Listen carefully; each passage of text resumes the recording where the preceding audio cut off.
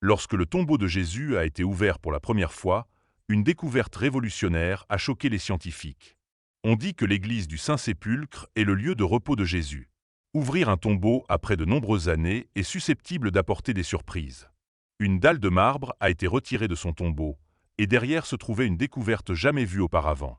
Restez à l'écoute pour découvrir ce qu'ils ont trouvé lorsque le tombeau de Jésus a été ouvert pour la première fois. Avant de passer au tombeau de Jésus, jetons un coup d'œil à une histoire similaire concernant un tombeau égyptien ouvert après de nombreuses années. En octobre, le ministère égyptien du Tourisme et des Antiquités a annoncé la plus grande découverte de l'année dans son pays. Une équipe de chercheurs égyptiens s'est rendue sur un vaste site funéraire au sud de la capitale égyptienne, le Caire. Une fois sur place, ils ont été stupéfaits de découvrir un tombeau ancien. Que ont-ils trouvé à l'intérieur? Leurs yeux se sont illuminés d'émerveillement lorsqu'ils ont découvert des cercueils contenant de nombreuses momies. Une découverte unique dans une vie et qu'ils chériront certainement pendant de nombreuses années.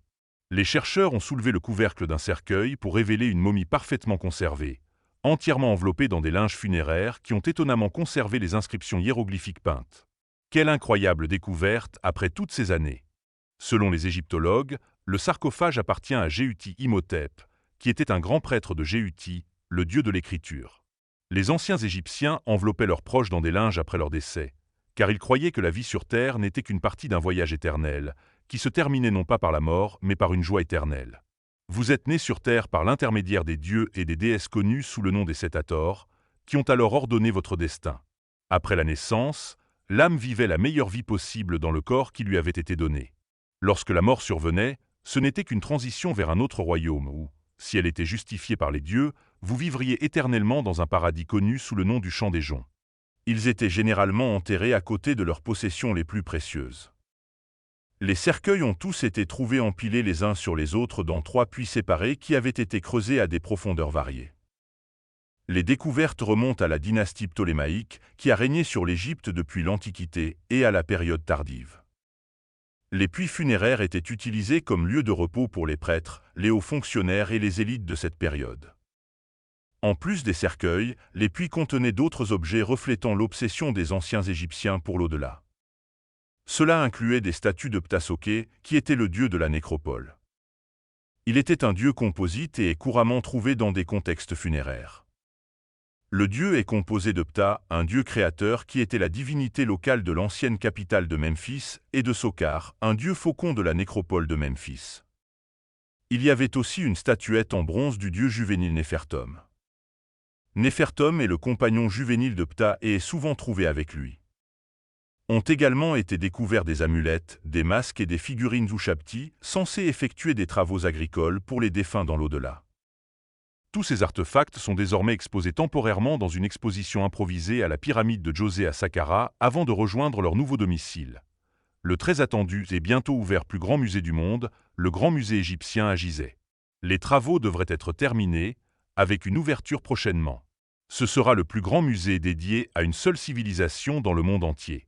Le musée accueillera plus de 100 000 artefacts égyptiens anciens, y compris des milliers d'objets du tombeau du roi Toutankhamon, ainsi que de nombreuses découvertes que les archéologues ont mises au jour ces dernières années.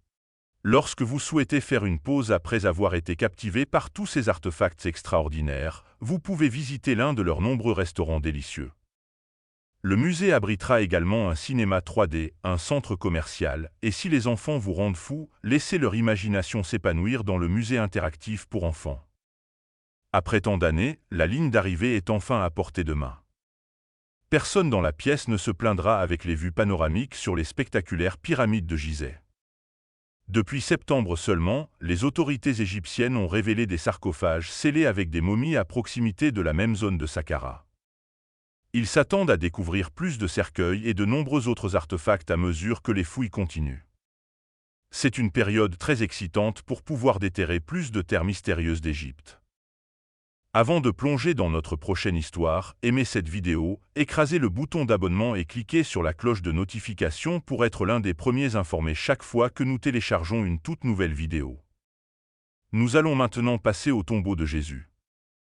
L'église du Saint-Sépulcre est dite être le lieu du tombeau de Jésus. Que s'est-il passé lorsque son tombeau a été découvert après tant d'années? Restez à l'écoute pour découvrir ce qui arrive lorsque le tombeau de Jésus a été ouvert pour la première fois. Une découverte révolutionnaire a choqué les scientifiques. Pendant des décennies, archéologues et théologiens ont débattu pour savoir si l'église du Saint-Sépulcre à Jérusalem est le site où Jésus-Christ aurait été enterré et ressuscité après avoir été crucifié. Certains historiens théologiques croient que Jésus était un homme réel né à Bethléem, maintenant connu sous le nom de Palestine moderne, avant de se déplacer à Nazareth en Israël.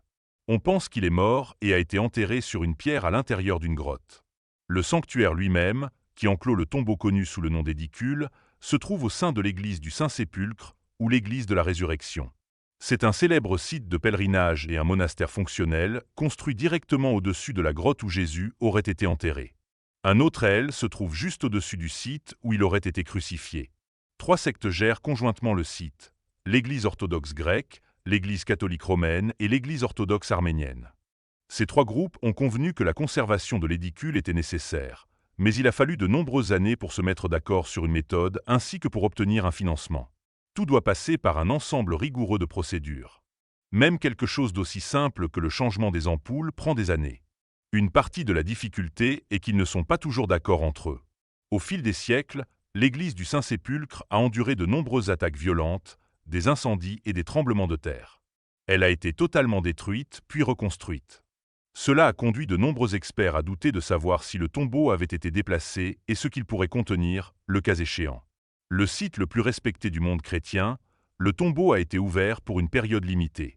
Une équipe de conservation de l'Université technique nationale d'Athènes, en Grèce, a eu la chance de restaurer le tombeau en raison des siècles de délabrement causés par l'eau et les dommages structurels.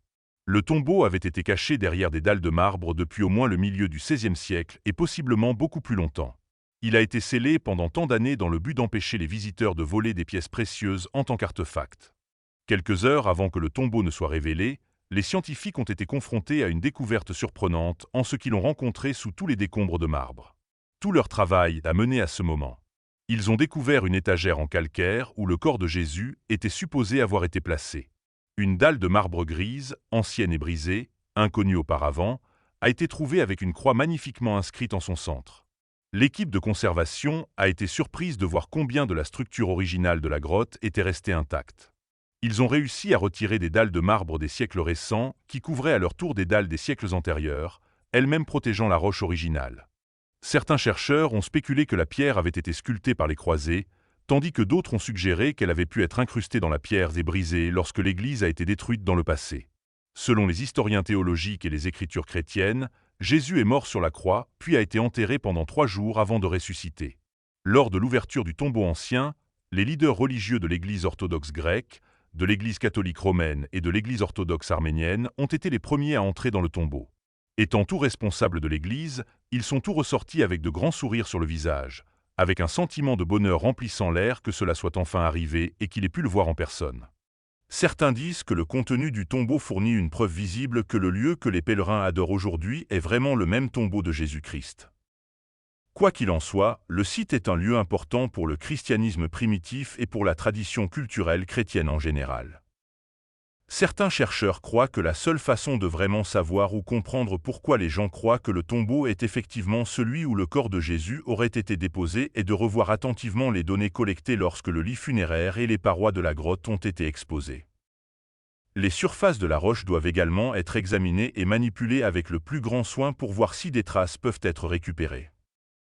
Ils indiquent que la question des graffitis est absolument cruciale, car il y a au moins une demi-douzaine d'autres tombes taillées dans la roche sous diverses parties de l'église.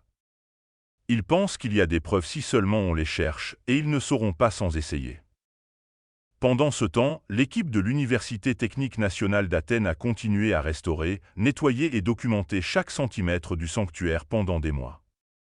Ils ont recueilli des informations précieuses que les chercheurs utiliseront pendant des années dans une tentative de mieux comprendre l'origine et l'histoire de l'un des sites les plus sacrés du monde. Le tombeau contient-il les restes de la figure historique de Jésus? Eh bien, cela reste à débattre et est une question de foi en l'absence de preuves ADN réelles ou de restes à exhumer. Quelle est la chose qui vous a le plus choqué? Dites-le nous dans les commentaires ci-dessous. Nous espérons que vous avez aimé cette vidéo. À la prochaine fois.